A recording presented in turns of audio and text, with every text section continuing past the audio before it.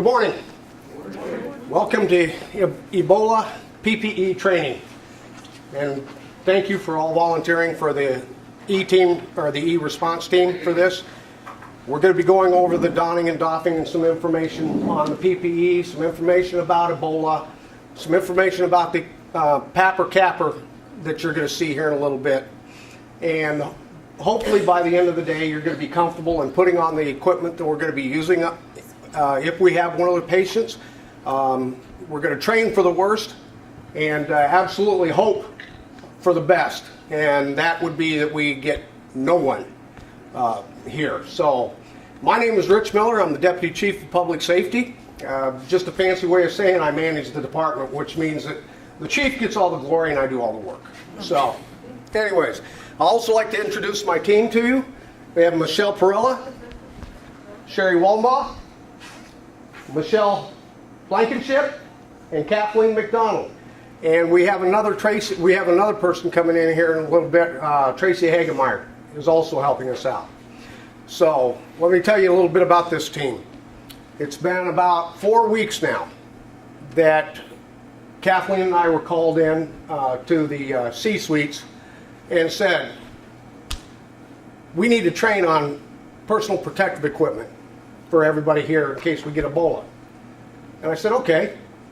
And then they asked us, can you do it and can you start that training in 2 days? I said, no. So we stood up, we took a look at the PPE they had chosen at first because they had bought a lot of equipment and stuff before they brought us in to look at it. And we all sat there and went, this ain't gonna work. Because the equipment they wanted us to use was like the TIChem suits I have for the decontamination team for chemical decontamination. And they had purchased some other overalls in an effort to give you the protection you need. Well, the first thing we looked at was the chem suits and said, well, that isn't going to work because, number one, I can't get you out of them without contaminating yourself. And number two, you want staff to work in that room for up to 4 hours. And with the chem suits on, they'll last about 30 minutes. And then we took a look at the overalls they got. And again, every one of us in here, put them on and then tried to take them off without contaminating ourselves. That didn't work. No matter how many times we tried, we couldn't make what they had bought originally work at all. So then we had to start all over, and we picked out the personal protective equipment you're going to see today. With the stuff today, as you're going to see, it's very easy to put on, and it's going to be very easy to take off. But we're going to ask you to be slow and methodical. You're going to get a chance to see us put it on and take it off, and then each and every one of you will do the same. So hopefully by the end of the day, like I said, you're going to be very comfortable with the equipment, you're going to be relaxed, and you're going to be ready to go. Okay, like I said, we're going to train for the worst and absolutely hope for the best. With that being said, I'd like to introduce Sherry. Sherry is actually going to go over what Ebola is and what it is not. This Ebola epidemic is the largest in history right now. There's 13,000 cases, but we have to put it in perspective.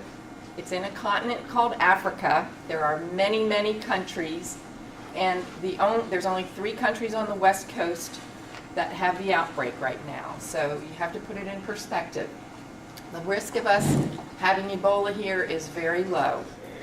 I'm going to go through. Transmission. It's a fatal disease. There's 70% fatality in it, so it is highly fatal. And it can be transmitted through direct contact with blood and body fluids. So it's the same kind of principle as your bloodborne pathogens, HIV, hepatitis B. Bloodborne pathogens is how it's spread from person to person. Or if objects are contaminated with those blood and body fluids. It's not spread through the air, it's not in the food we eat, it's not in our water. Now in Africa, they can get it from eating animal meat, bush meat it's called, but we don't have that here, so that's why it's not in the food that we eat.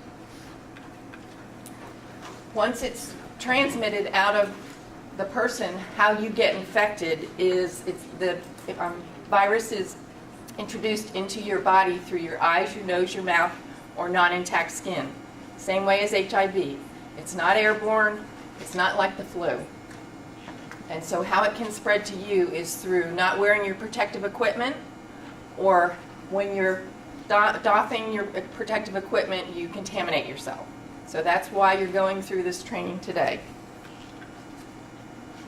When a person has Ebola, there are certain signs and symptoms, and you'll see the list here: fever, severe headache, muscle pain, weakness, diarrhea, vomiting, stomach pain, or bleeding. These are similar to other diseases. So what's important is travel history here. So when we have patients coming, registering, we're asking travel history so that we can identify that they've come from a place where there is Ebola. The symptoms can appear anywhere from 2 to 21 days. The average is 8 to 10. And a person is not contagious until they display some of those symptoms. So it's not like the flu where you can spread it before you know you have it. It's different. You have to have the symptoms. How do we treat Ebola? Well, there's no treatment as of yet. They're working on treatment, but right now you provide IV fluids, you balance the electrolytes, you maintain oxygen and blood pressure, and treat other infections in the patient. There are experimental vaccines, and we've seen some patients that have come to the United States, they've gotten this product called ZMapp.